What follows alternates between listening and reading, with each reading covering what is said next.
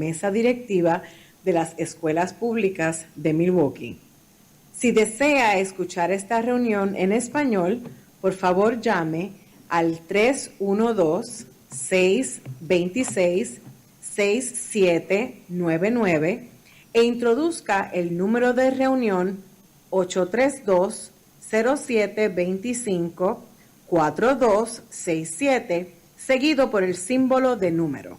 Luego, introduzca el código 883149, seguido por el símbolo de número. Nuevamente, para escuchar esta reunión en español, llame al 312-626-6799 e introduzca el número de reunión 832-0725-4267, seguido por el símbolo de número. Luego, introduzca el código 883149, seguido por el símbolo de número. For each of our items of business, we will hold a discussion and a public hearing. If you wish to speak, please fill out a speaker's slip and bring it to our secretary, Dr. Owen Moore. We have no virtual speakers registered. The committee will accept public comments on tonight's agenda items. Speakers may only address the item for which they have registered. Questions from the public may not be answered during public comment period. Following public comment, the committee will begin its discussion and no additional comments will be accepted. When you are called upon to speak, please state your name and spell your last name for the record.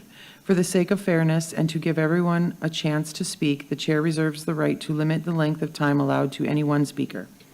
Written testimony will be accepted for transmittal to the board.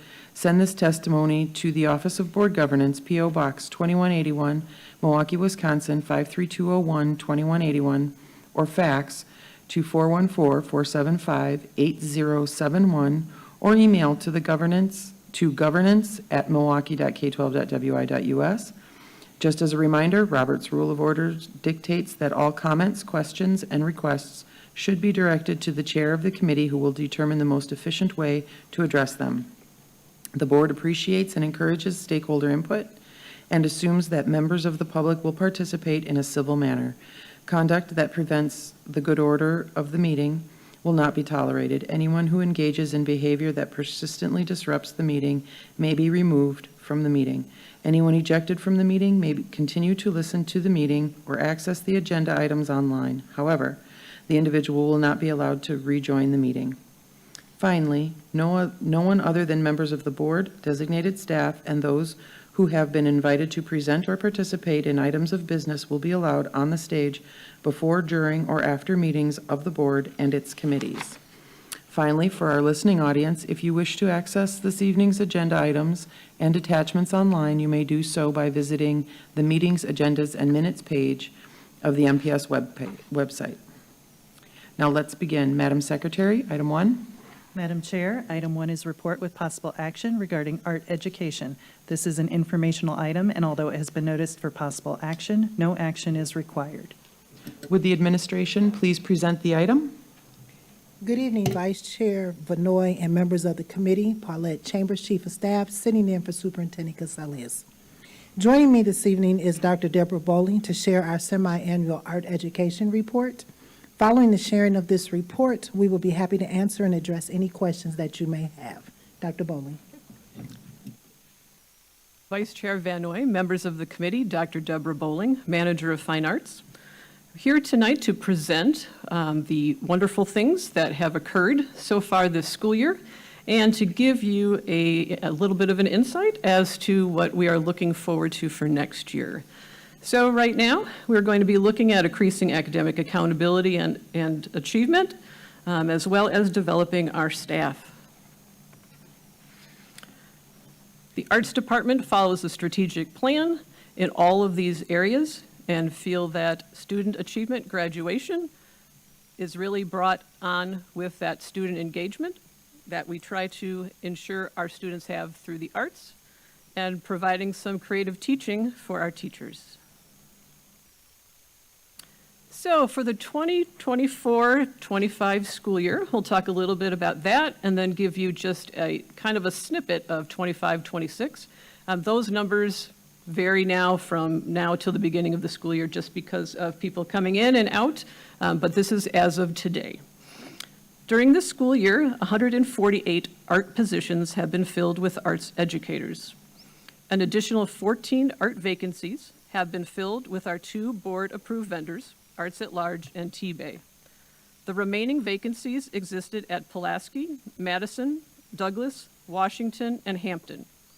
Pulaski has 3 additional art teachers, so the vacancy was absorbed, and the position was reallocated as a music position for the 25-26 school year.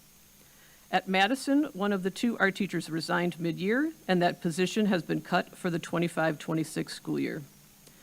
In looking at the staffing for the 25-26 school year, at this time, there are 152 art positions filled with art educators and vacancies at 9 schools. There are only full-time vacancies that exist at 2 schools. Unfortunately, while both positions had multiple qualified applicants, no candidate was offered a position at either school.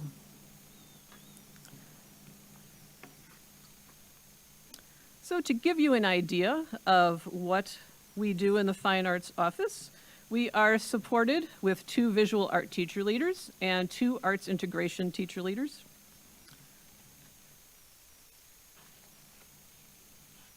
We currently have 2 visual art teacher leaders that offer support and professional development to art educators across the district.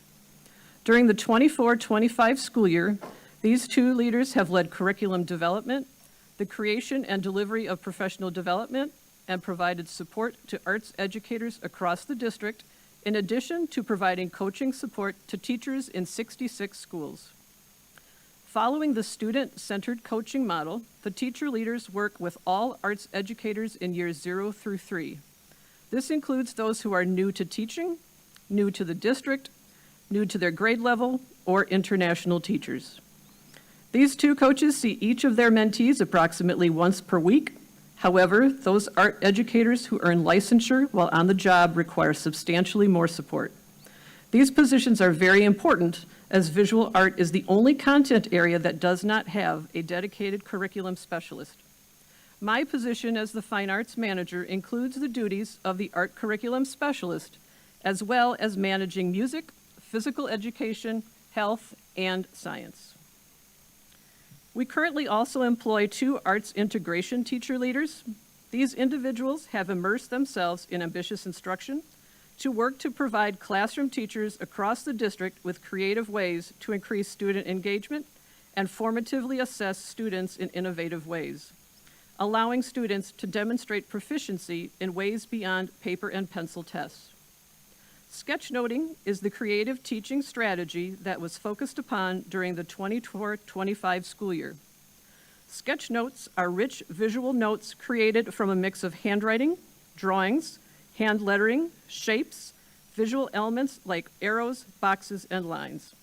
Sketch notes do not require special drawing skills, but do require you to listen and visually summarize ideas by using writing and drawing. The mix of linguistic and non-linguistic representation is particularly beneficial for our EL learners and those students with special education needs. During this year, there have been over 175 points of contact with teachers to plan, co-teach, or provide feedback on implementation of the sketchnoting strategy in ELA, social studies, science, and math.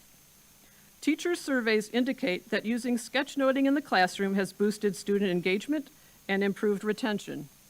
Furthermore, educators find it a valuable tool for differentiating instruction to effectively reach diverse learners.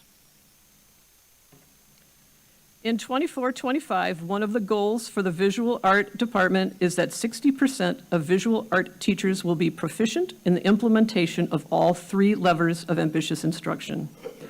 This slide provides an example of the data we collect as the team visits art educators across the district. The first pie chart demonstrates instruction aligned to grade level standards. Almost 85% of visits showing meeting or exceeding expectations. We know that our teachers struggle with assessment in the arts, and that is consistent with the walkthrough data, where we see only 37% meeting or exceeding in the formative practice pie chart. The final example is in student engagement. We find that students are engaged during the majority of the time spent in art class. However, this data looks at the level of which teachers are providing opportunities for student choice, and we see 59% meeting or exceeding. Based on the data, in 25-26, we will be providing more dedicated ways to formatively assess students by preloading specific skill-based checkpoints in Infinite Campus. We have worked diligently to collect data on how the integration of art and creative teaching strategies can impact student achievement. This slide provides a look into one of our schools.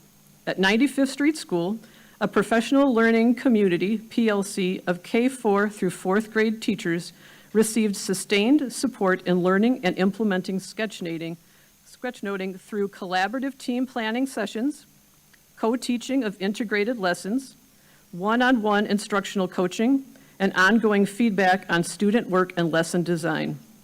Jamie Mutz, a 3rd grade teacher, integrated sketchnoting into her reading instruction using the HMH curriculum, with students sketchnoting stories to capture themes, character development, and key ideas. Assessment results from the HMH comprehension questions demonstrated a clear increase in student performance when sketchnoting was used compared to lessons without it. Those are the lines that are highlighted in green. The strategy improved not only short-term understanding, but long-term retention of literacy concepts. This directly aligns with Milwaukee Public Schools' strategic focus on literacy improvement. Sketchnoting serves as a developmentally appropriate literacy scaffold. During the 24-25 school year, these 2 teacher leaders provided support in implementing sketchnoting to 31 schools. Professional development and support with teacher implementation occurred at 11 schools, and teachers in 20 schools received individualized support. An additional 66 principals and assistant principals also requested support for teacher professional learning in the 25-26 school year after learning more about this instructional practice at Principals Institute. The support provided by the arts integration teacher leaders demonstrate that the arts are not an add-on, but a wonderful vehicle for providing student outcomes in literacy and learning. By offering targeted coaching, collaborative lesson planning, and in-class modeling, these leaders help teachers implement strategies that increase student engagement, deepen comprehension, and build confidence, directly contributing to stronger academic performance and advancing Milwaukee Public Schools' goal for equitable, high-impact instruction. We continue to work with the community to provide opportunities for students interested in the arts. Just a few examples are listed in the presentation. Our high school students also have had the opportunity to participate in UWM's Arts Eco pre-college summer courses and internships. Elementary students can participate in the Milwaukee Art Museum's Junior Docent Program and artist experiences at Linden Sculpture Garden. Student work has been showcased by the Wisconsin Hispanic Foundation at Mexican Fiesta and a celebration of Dia de los Muertos. Irish Fest showcased 1 student mural this past summer and will now showcase 4 in the upcoming summer. The arts have also been infused into science, and May 22nd, next week, we will have the first annual STEAM Fair. In the upcoming school year, we look forward to continuing these current opportunities. We're excited and look towards a few new opportunities, such as a dual enrollment course with UWM, Art Ed 130, to engage those students who may have an interest in a career in art education, as well as our first district-wide art show. The visual art team will do our best to provide and continue all of these wonderful opportunities for our teachers and our students. However, 2 of our 4 art teacher leaders have been cut. Nevertheless, I am hoping that there is a possibility that these positions will be reinstated as they were part of the art expansion funded by the 2020 referendum. I'd be happy to answer any questions you have at this time.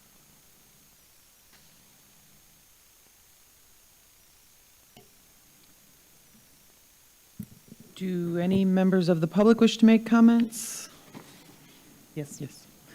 And we have 2 speaker slips. First, we'll have Gina Jorgensen, and followed by Steve Vandezan. Gina Jorgensen, Jorgensen. Nice to see you all again, twice this week. I would like to highlight 2 things this evening. So again, teacher retention and community art partnerships and opportunities. Retaining visual arts coaches in Milwaukee Public Schools not only retains teachers through relationship building, trust, and shared knowledge, it is essential that enhancing the arts curriculum, fostering creativity, reflection, and critical thinking for both students and new educators. The standard of retaining teachers through coaching emphasizes the development of essential skills, knowledge, and concepts that promote ongoing professional growth. Structured collaborative coaching experiences that support teachers are what allows retention. When you are cutting our positions, you're cutting off life support for these new educators. I hope you were able to read the letters that I gave you the other night, and I ask you to restore all 4 visual arts positions so we can retain our current art educators. In the past 4 years that I've been in this position, not only have I coached new and experienced educators, I've created and I built art opportunities for our students in Milwaukee Public Schools. It brings me great joy to see teachers and students excel in the arts. Visual art is an essential obligation to our students and to our community. We hear so many negative things in the news about our students, about our district, yet in art and in culture, we're celebrating kids, their individuality, and being part of something that's global and local. We have amazing student artists who go on to do amazing things. I don't know if you see this in the news, how many people have come from our district. So cutting these positions will decrease our access to teachers and their communities and business partnerships. We'll be at risk for losing several partnerships and student opportunities, as Dr. Bowling mentioned, the International Institute, Holiday Folk Fair, Mexican Fiesta, the Wisconsin Hispanic Scholarship Foundation, Irish Fest, Festa Italiana, the Italian Community Center, the Marcus Performing Arts, Milwaukee Symphony, and much more. We've built a lot of partnerships in the last few years. I've sent you all an email late this afternoon with links to news coverages to cover the murals, which are phenomenal. If you have not seen them, you have to. We have 18 this year that are going to be happening. I ask you to view those photos and watch those videos to be reminded how important the arts are in our district and our community. Again, we ask you to restore these 4 visual arts positions so we continue to provide these and many other amazing experiences in addition to coaching our students and teachers in Milwaukee Public Schools. Thank you.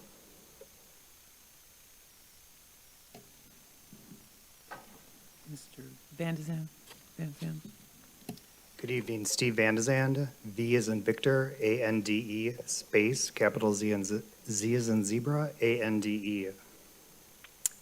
Vice Chair Vanoy, members of the committee, for the sake of clarity and to provide essential context for the proposed reduction, I would like to detail the significant role art teacher and art integration teacher leaders play in retaining our teachers.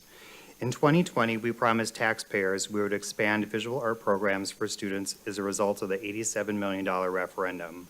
We've made good on our promise. Please remember, we have a legal, ethical, and moral responsibility to the taxpayers of Milwaukee not to jeopardize the progress we have so diligently been making. Cutting visual art teacher leader positions will certainly not provide the stability needed to keep this work moving forward. We have a responsibility to do this. This school year, about 24 of our visual art teachers hold a 1-year license with stipulation and are working toward full licensure while teaching full-time. We are seeing about 20% of them become fully licensed per year. We are successfully training teachers to impact the lives of hundreds of our students. We are seeing more MPS teachers enter the district through alternative pathways. In fact, about 30% of our current visual art teachers have come to the district through this route. That's huge. It's great, and it's what's at risk. When we examine the retention data, we observe that those that join us through an alternative pathway have a greater retention rate than those art teachers who come through a traditional pathway. As you had the opportunity to hear during the special board meeting on May 13, the overarching theme contributing to the success of this teacher group results from coaching, mentoring, and building relationships. We retain teachers. It is correlated to our ability to not only coach and mentor, but more importantly, the relationships that we have cultivated over the past years. If visual art teacher leader positions are reduced, there will be less support available for this growing segment of our teacher population. As a result, the likelihood of these teachers leaving positions greatly increase, which will worsen the teacher shortage. As a team, we know what to do to retain our teachers. Members of the committee, I humbly request that you bring this matter back to the full board and ask to reinstate the 2 visual art teacher leader positions that have been cut and restore the 4 excess staff who currently occupy these positions so we can keep retaining our teachers. This will also ensure that our students will receive access to the visual arts. This is what we told taxpayers we would do, and we need to continue this work. Thank you.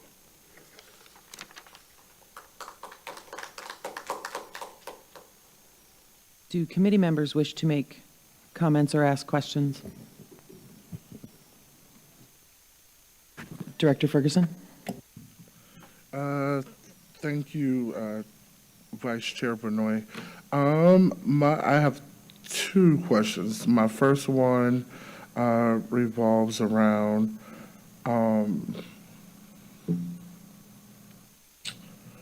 the presentation that the administration presented said there were art vacancies at, I think they said 9 schools. I wanted to know what schools those vacancies were at. And my follow-up question to that is you also referenced several,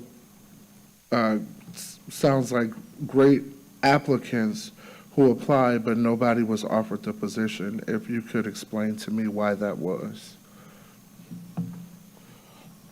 Vice Chair Van Noy, Director Ferguson, Dr. Deborah Bowling, Fine Arts Manager. Absolutely. For the upcoming school year, there are 2 full-time positions that are posted. They are at Thurston Woods and Green Tree. Both of those positions, I believe, had a total of 17 applicants, and a number of them came with certification. We are not sure if any of those candidates were interviewed by the school administration because no candidates were put forth for hire. The rest of the positions for next year, it would not be diligent for me to say who those schools are because they're part-time. So it's like a 0.4, which is 2 days at one school, maybe 3 days at another. Those will most likely be filled just because of how things move around. Those are the easy ones to kind of fix. It's the 2 full-time vacancies that will be a challenge. Yeah, so I'm still wondering, so why was no one put forward to hire from a pool of qualified applicants? Vice Chair Van Noy, members of the committee, Director Ferguson, Dr. Deborah Bowling, Fine Arts Manager. I wish I knew the answer. I will tell you that during the hiring process during Cycle A and Cycle B, full-time positions, those applicants go directly to the school administrators, and a school-based interview team makes the interviews and makes the selection for candidates. The team at central office and myself, we do the interviewing for any part-time positions or any paired positions, so those teachers that have more than 2 schools. We do the interviewing for those positions. So during the cycles, principals and their teams have the responsibility to do the hiring, and we do not. If I may, excuse me, Paulette Chambers, Chief of Staff. Director Ferguson, Vice Chair Vanoy, I believe that the answer that might be more to what you're looking for is that when we have a hiring process, names go to school leaders, and they have school interview teams. They may have interviewed candidates and did not find that they were whom they were looking for. There could have been something that came up that made them not able to hire. They may have not come to an interview. There are a plethora of reasons that a qualified or at least alleged qualified candidate may not have been selected. What we could do, if you really wanted, we probably could dig down, but the schools have the option to interview and pick candidates that they feel are appropriate for their school. If the interview team did not find that one of the candidates interviewed were a viable candidate for the school, they would not have put a name forward, and they would go back to the pool of candidates and then interview as they go. So it would be completely hypothetical for us to guess why one of those candidates weren't selected, but the schools do have the autonomy to decide who they want to put forth or not. And then those candidates can always apply for other positions, and the process would go forward. Gotcha. Okay. And then I have one other question. So the first annual STEAM fair sounds pretty cool and interesting. What can we expect from that? Vice Chair Van Noy, Director Ferguson, members of the committee, Dr. Deborah Bowling, Fine Arts Manager, you are in for a treat. We have a number of events. It is next week, the 22nd. It's taking place at Vincent High School. So in addition to projects from across the district being displayed, they will also be showcasing some of their agriculture programs and some of the things that students from other parts of the district may not get to experience. You'll see a number of vendors and makerspace. The visual arts team will be working on one project. Students will go through a kind of a rotation of experiences. So at one point, they'll be standing with their projects, talking about their research.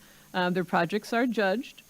And then after they've had that time, then they go through the rotation for all of the different experiences that we offer. And then at the end, there are prizes that are done, and we have a ceremony at the end. And if you have not been, it's amazing. And I think it's going to be really cool because it's the first STEAM fair. So this is the first year that we've collaborated with visual art and science to bring all of those pieces together. Awesome. Well, I look forward to it.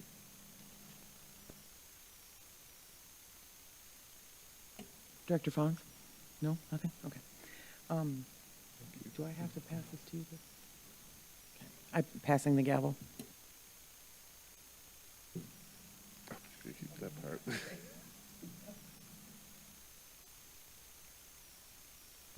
Go ahead. Okay, I have some questions. So my first question is, what happens for those two positions that we discussed earlier since they are not filled? Do interviews keep happening until they are filled, or say we get to the next school year and they are vacant? What happens at that point? Administration. Yeah. Vice Chair Van Noy, members of the committee, Dr. Deborah Bowling, Fine Arts Manager. What will happen is there were applicants during Cycle A and Cycle B for both of those positions. Now, as summer goes and those positions still remain vacant, that is when the visual arts team and myself can look at those candidates and make those interviews and recommendations. Unfortunately, the majority of the candidates that I would consider that had the requirements or necessary qualifications have been hired by other schools. Which is good for them and makes us happy.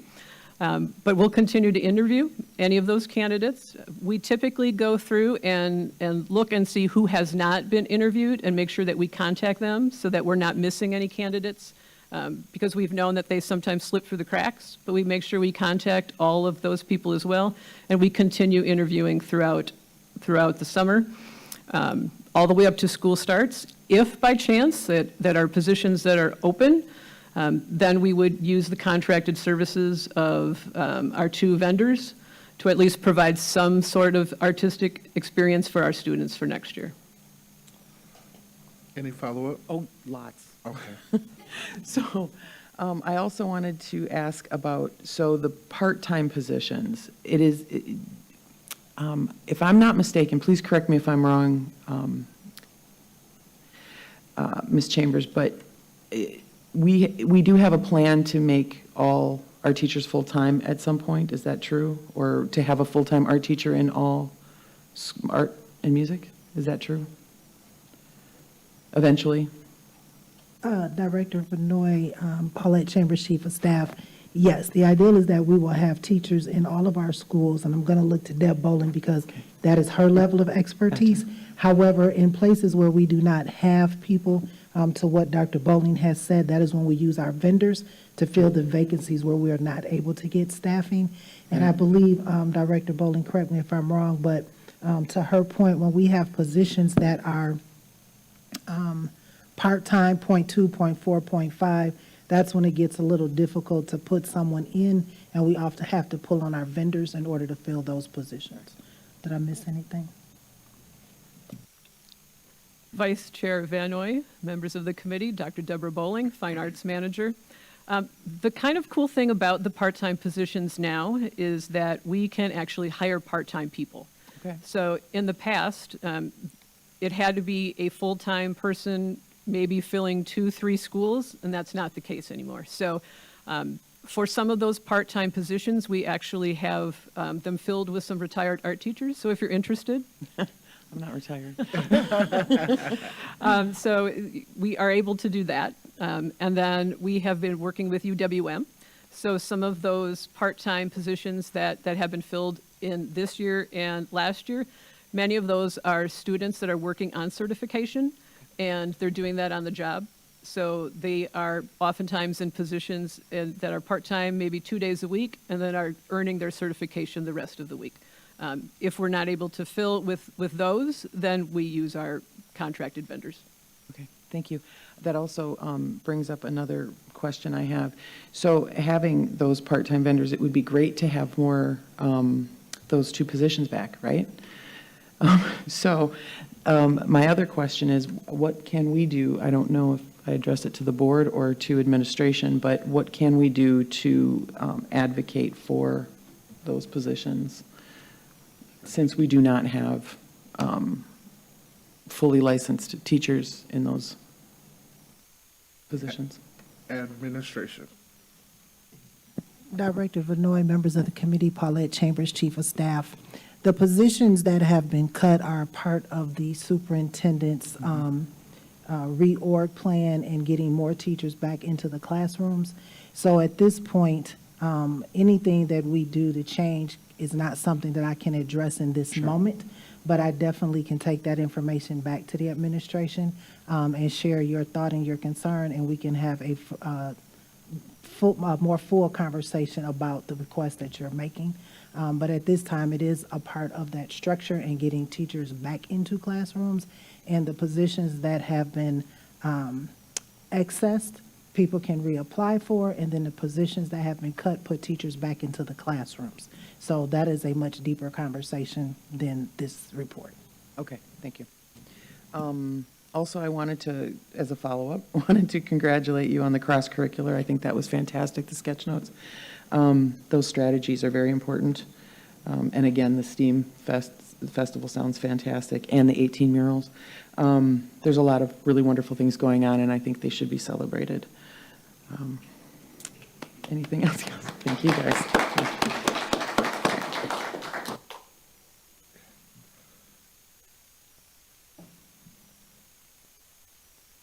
Move on to the next item. Madam Secretary, next item, please. Item 2 is report with possible action regarding music education. This is an informational item, and although it has been noticed for possible action, no action is required. Would the administration please present the item? Vice Chair Vanoy and members of the committee, Paulette Chambers, Chief of Staff. Joining me this evening is Sherry Garcia to share our semi-annual music education report. Following the sharing of this report, we will be happy to address and answer any questions that you may have. Ms. Garcia. We're getting set up. We're just about there.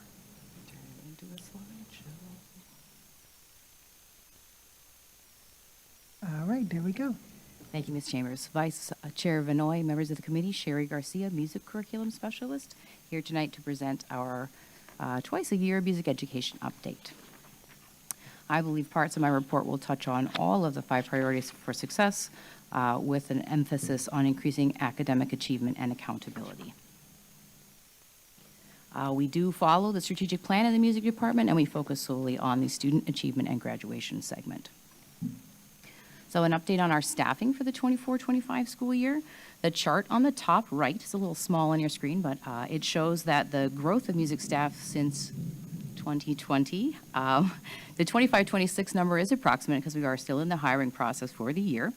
And we do have a total of 133 music staff this year, 105 classroom teachers that are serving 95 schools, 24 traveling music teachers serving 54 schools, 2 music teacher leaders who are coaching 11 new teachers, and then 2 instrument specialists that are serving all schools in the district. We do have 21 schools this year that are offering music instruction through a community partner. We currently in the music department have 6 full-time music vacancies, and we have a large number of part-time vacancies, but they are mostly 0.2 or 0.3, which is 1 or 1.5 days of the week. The part-time vacancies are also in our smallest schools, and in order to fill a position that is 0.2, we would need a corresponding 0.8 position, and we just don't have any of those available at this time. I have proposed a different funding formula for art, music, and physical education that would eliminate these odd numbers and make any part-time position parable with any other. My calculations show that this would not be significantly more expensive, but it could result in many more filled positions in art and music. Finance determined that a little bit more time was needed to calculate those costs, so I hope that we can consider this revised funding formula for FY27. The image on the right is Megan Heinrich. I think Megan is here tonight. And she is at the Bradley Symphony Center with her students from Niskara School, leading 2,000, that is the correct number, recorder players in a concert through Link Up, which is a Carnegie Hall initiative this happened just this past March. So in terms of our district music team, we have, in addition to the music teachers at the other school, we have these 2 music teacher leaders who are supporting 11 new teachers, giving weekly coaching. And they also have visited, 40 was the number when I presented this, and it's much more than that now. They're going into every school this year. They've made it their mission to be in every school and visit every music teacher in this district. So many of them have had a check-in and some observation and some compliments and comments. And they've also conducted 227 district walkthroughs. Just my 2 music teacher leaders have done that number. We are very lucky to have 2 instrument specialists in the music department. This year they have fulfilled over 500 requests for instruments, equipment, and supplies. They fulfilled 296 book orders and 135 music library requests. We built a district music library last year at the very end of the year, and we're fortunate to be able to provide those resources with all of the teachers in this district.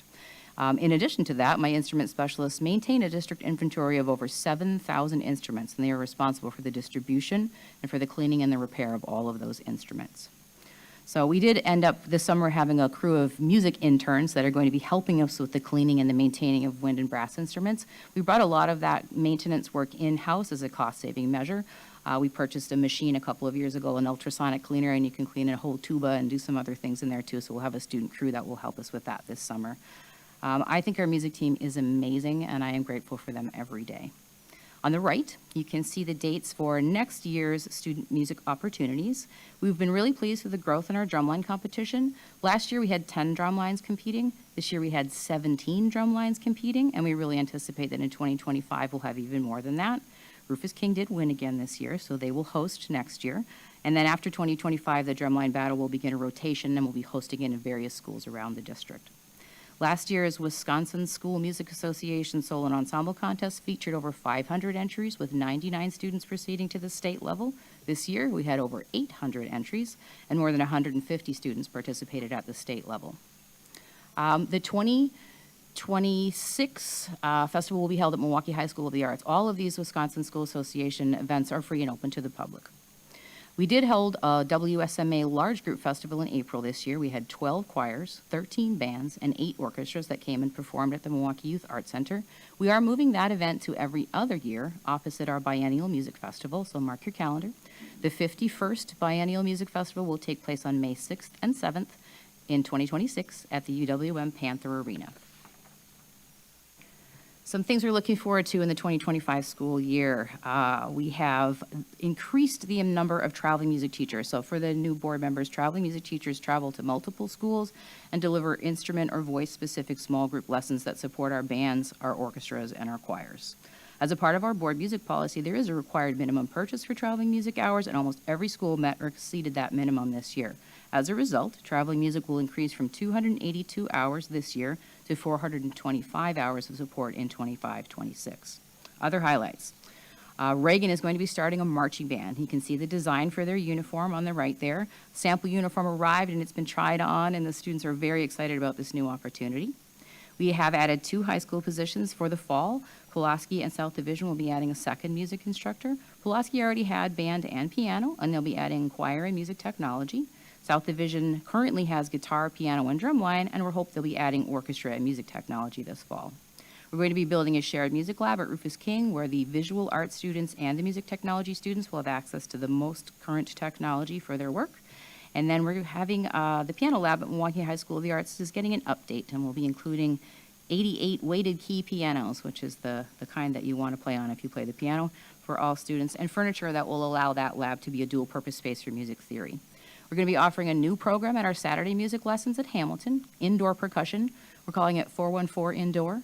Indoor percussion includes traditional drumline instruments, as well as a front line of mallet instruments, xylophones, marimbas, and other auxiliary percussion. Our goal with this all-city group is to build up to being able to compete in some of the Drum Corps International events that happen around the state, and September will be our first step in that direction. In terms of our connection to music and ambitious instruction, I've got a couple of data points for you here. As I mentioned in the previous slide, our 2 music teacher leaders did more than 227 observations in music classes using our district walkthrough tool. So the data that you see here comes from that tool. The visits were divided among many schools at different times of the day, with a large majority of them conducted in 6th through 8th grade classrooms, which are traditionally our most challenging. Here are a couple of sample data points. On the left, the chart shows what our teachers observed in terms of alignment to grade level instruction. Here's the case where we want to see a large slice of the pie for one category, and we do.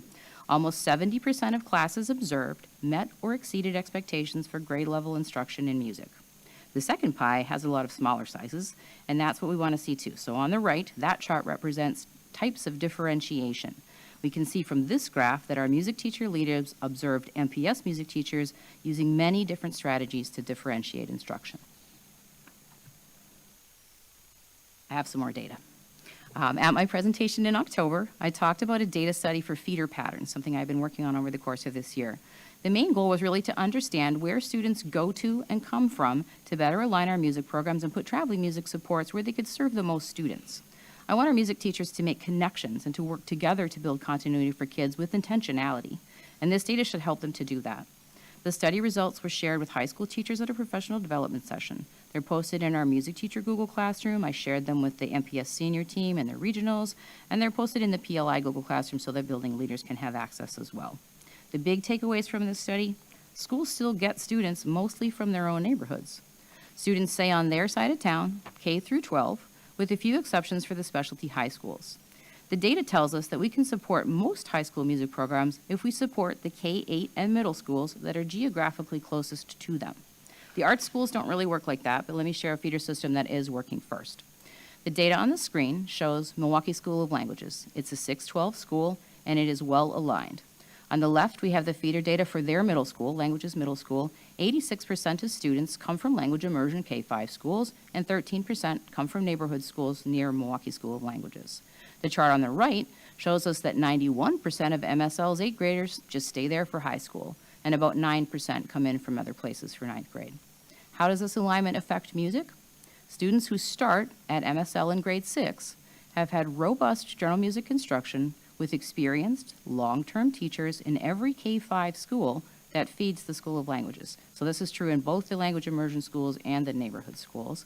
And then Milwaukee School of Languages offers the same music opportunities with the same 2 teachers, grades 6 through 12.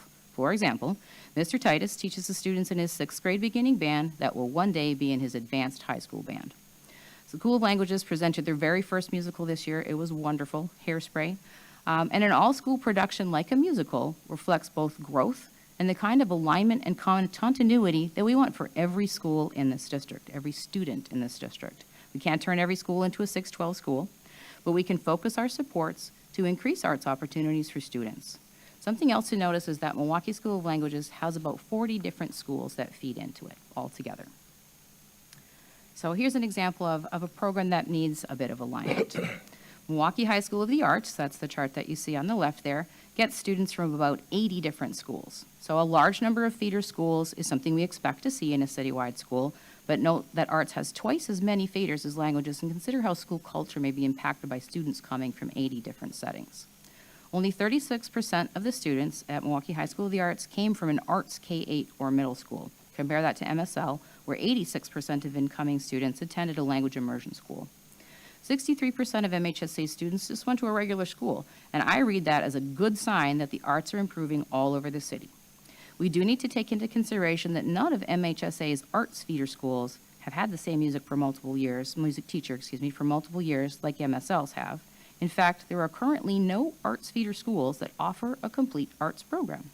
They all have little bits of what students can expect to study at MHSA, but no direct alignment exists. And I have a couple of ideas for how we can do more for our students. First is the funding shift that I mentioned earlier, where part-time art and music positions are all 0.5 FTE, making them easier to fill. And then second, funding from the 2020 referendum could be used to build equity and purposeful alignment in these art schools. For example, Elm already has theater and visual art and music. We could add dance at Elm so that they have a complete program. I would love to see us merge Roosevelt and Lincoln. We have little bits of art programs in both of those schools, and they are both amazing in their own right, but it will be wonderful to have those two things in one place all together. And then Elm and Roosevelt share a parking lot, so they're close together. And then other things I like to see us do, other art schools, there are art schools on the south side as well, Parkside and Alba, they could absolutely use more support for their dance programs. We should have theater in every one of our art schools, and it would be wonderful to have extra kinds of music, more music at all of these schools, so multiple options. And then some of our schools who are not named art schools are providing musicals, so it would be wonderful to be able to support those initiatives as well. We have passed 2 referenda in the last 5 years, and we know that taxpayers believe that children deserve opportunities in the arts. We need the board's support to make a few improvements to our current system that will honor the taxpayers' investment in our students. At this time, I'd be happy to answer any questions. Do members of the public wish to make comments? And we have one speaker slip, Megan Heinrich.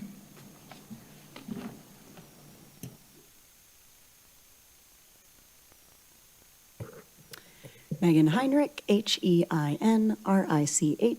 music teacher at Niskara School, recorder superstar now, I suppose. To say that there has been a sea change in music in Milwaukee Public Schools in the last 5 years would be an understatement. The visual arts department mentioned teachers who come through alternative pathways, and I come to you as one of those teachers.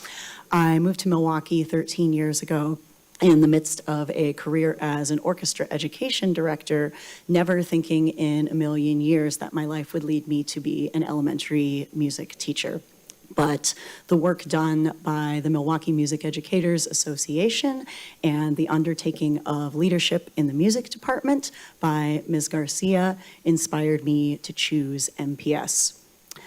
Our music teacher leaders are more than just coaches and mentors. They are amazing people, and I believe that our music department has built work based on the people involved who are able to then connect our teachers. Amy Highland, who is here this evening, was assigned to be my mentor in my first year in the district, and she immediately recognized that I was not a typical first-year teacher, and she knew that I had different needs. She was able to work with me to tap into areas where I could help other teachers, where other teachers could help me, and look at what I was doing in my classroom and use it as a sort of exploratory lab to help develop what would become our elementary music pacing guide. Because of that curriculum work that our music teacher leaders have done, we are now not only able to connect with each other, but when students are transient from school to school, as we know is often the case in MPS, I can get a 5th grader for the last 8 weeks of school and say, oh, you came from 95th Street School? I know your music teacher, Ms. Koo. Have you ever played a ukulele? And I know that they have. Suddenly my room is a safe place in a new space because I've made that personal connection. They are also incredible logisticians. If you attended the last MPS Biennial Music Festival, the difference between the 49th and the 50th was enormous in how smoothly it came off, because in the chaos post-pandemic, what our music team did was noticed, listened to every teacher, to everyone involved, and used that information to inform putting on a more organized and a growing music festival. I heard many members of the community say that the 50th Biennial Music Festival last year was the best that they had ever seen. I can safely say that serving as a director of the Overture Choir last year was the highlight of my musical career. I look forward to doing it again next year, and if you would like to see an even bigger and better biennial music festival, I cannot stress enough maintaining the current staffing of our music department, including our teacher leaders. Thank you. Do committee members wish to make comments or ask questions? Director Ferguson. Thank you, Madam Chair. Well, for starters, I'm super excited for this report tonight because Ms. Garcia was one of the teachers at Milwaukee High School of the Arts while I was there. So, yep. I am a proud Milwaukee High School of the Arts alum, and so is Kate. So we're super excited for this report tonight. And I'm also very, very interested in working with you, Ms. Garcia, on some of the recommendations that you put forward tonight, particularly those around the alignment for the High School of the Arts and Elm, Roosevelt, and Lincoln. I definitely have some ideas too that maybe we can connect offline and see how we can work together to make some of those things happen. I'm in full support of what we can do to bring that together. And then finally, I just had a question about where is the district music library at? And then what is music technology? Vice Chair Vanoy, Director Ferguson, Sherry Garcia, Music Curriculum Specialist. The District Music Library is housed outside of the library at Elm Creative Arts School. The Fine Arts team and the Science team are housed at Elm Creative Arts, and so our library is right there as well.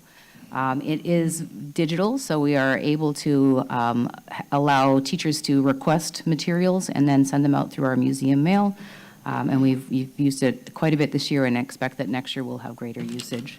Music technology is a very exciting 21st century kid-forward area of music instruction. So we were, obviously, when 2020 came around and we had to do a lot of things virtually in music, band and orchestra don't work so great virtually, but there were some wonderful tools that were built and some resources that came into being in Milwaukee Public Schools to help students to create music, to write music, to make things that sound like the things that they like to listen to. So music technology helps with those areas.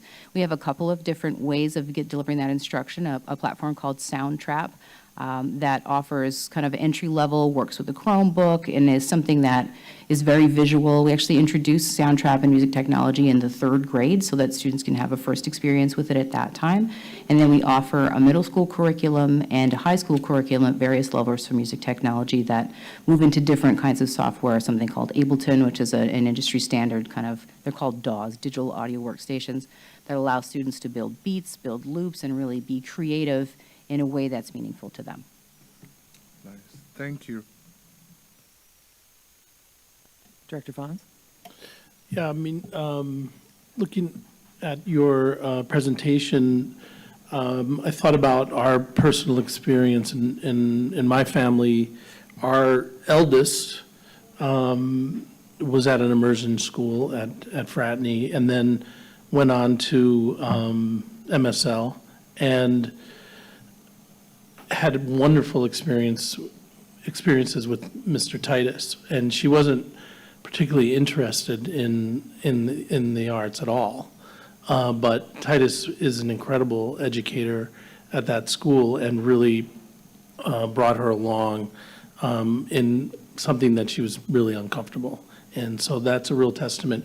But thinking about it at the larger level, as you presented, we do need to think about, when we think about magnet schools and we think about neighborhood schools, we think a magnet school is definitely going to bring all the people in, and maybe it does not. So I would like to look further into, some of the ideas around merging Lincoln and arts and those types of things, because obviously those schools are in my district.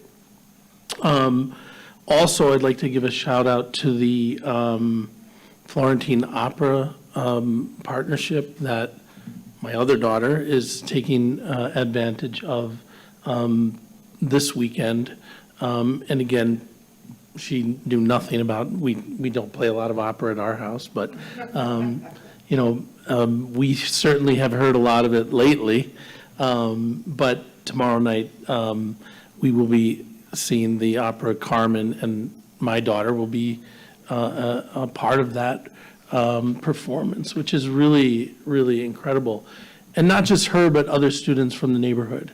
And it's a real opportunity to perform at a high level and to learn from, a high-end opera house.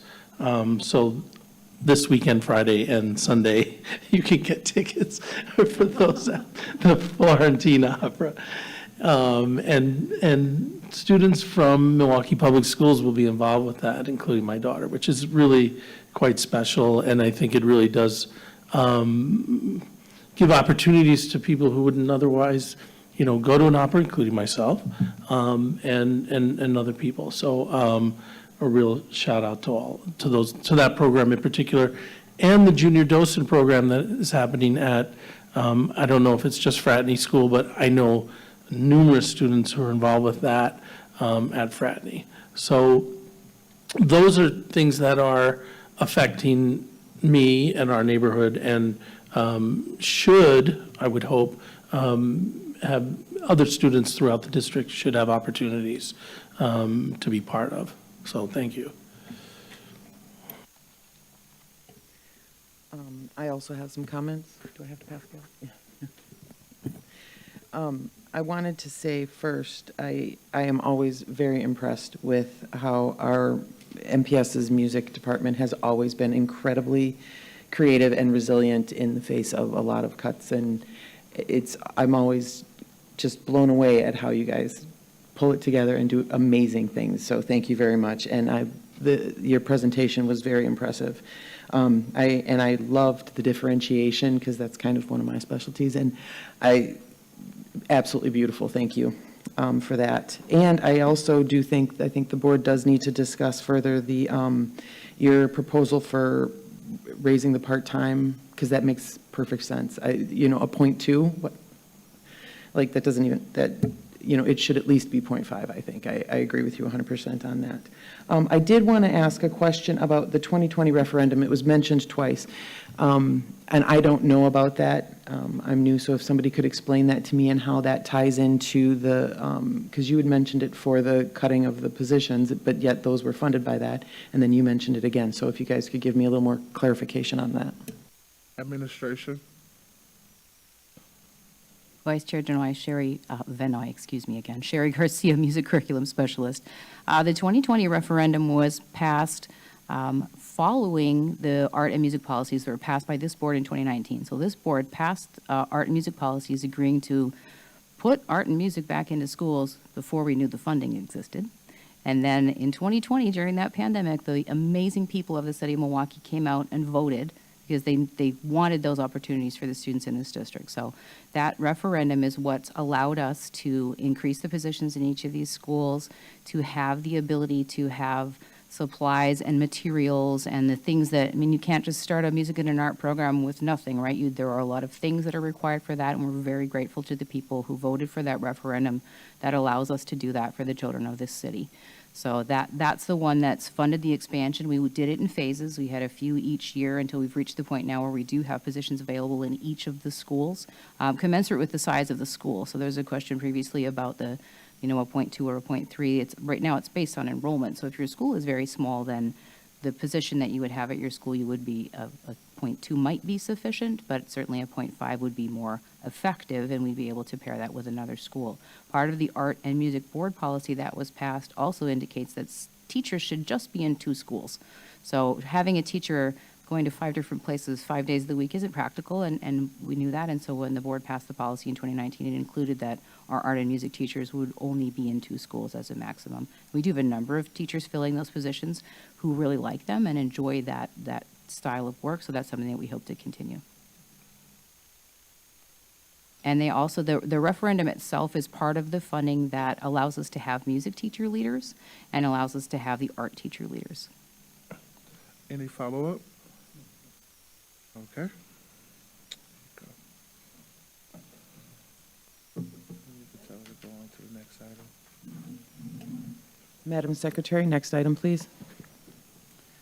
Madam Vice Chair, item 3 is action on request to approve submission of contracts for the Achievement Gap Reduction Program. The recommendation is that the board approve the submission of the 2025-2030 Achievement Gap Reduction Program applications to the Department of Public Instruction.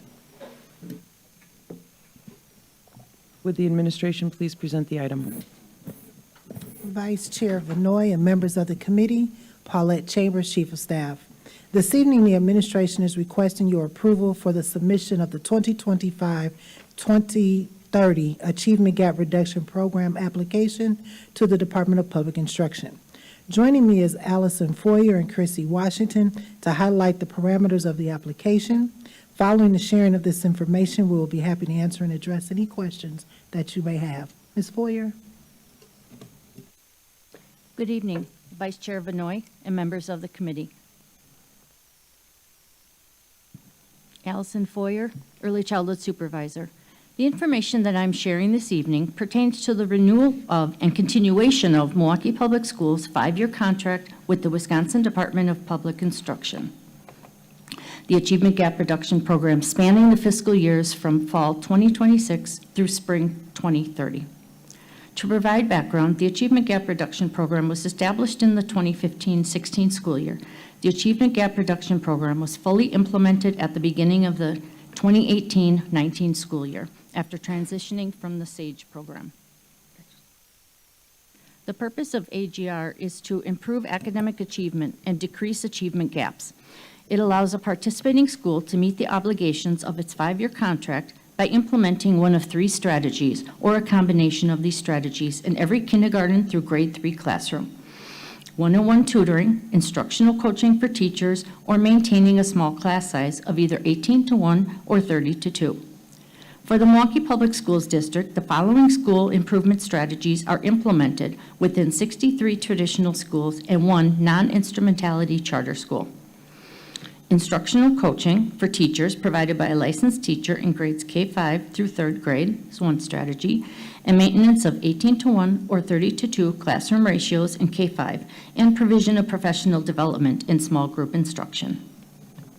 As such, all school districts that participate in the AGR program are to submit a 5-year renewal contract application to the Department of Public Instruction. The process to complete this application is for each school to report the strategies implemented to close achievement gaps between low-income students in that school and students in the same grade, in addition to providing specific and measurable performance objectives for the areas of reading and math. The application for the Achievement Gap Reduction Contract renewal requires goals to be set which reflects anticipated academic growth and a list of the formative and summative assessments that will be employed to monitor this growth.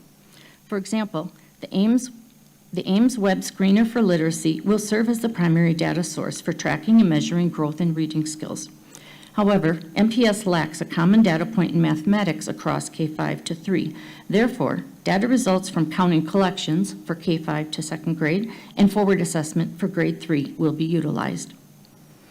The overarching objective is to achieve an increase in the number of percentage of students demonstrating advancement both within the academic school year and across the duration of the 5-year contract. Contractually, the MPS AGR office is required to provide progress updates to the Board of Directors 2 times a year.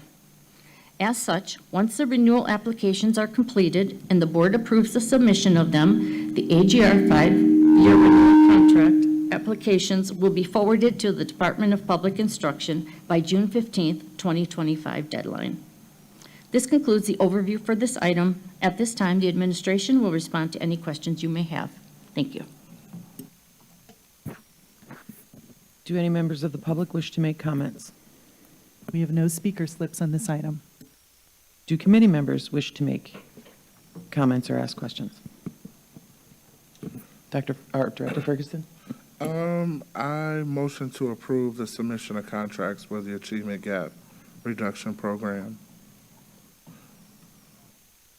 Second.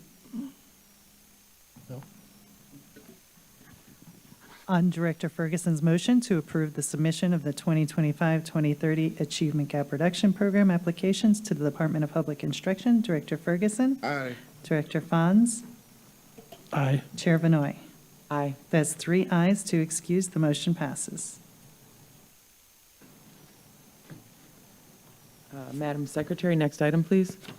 Madam Chair, that was the last item on this meeting's agenda. There being no further business before the committee, this meeting is adjourned.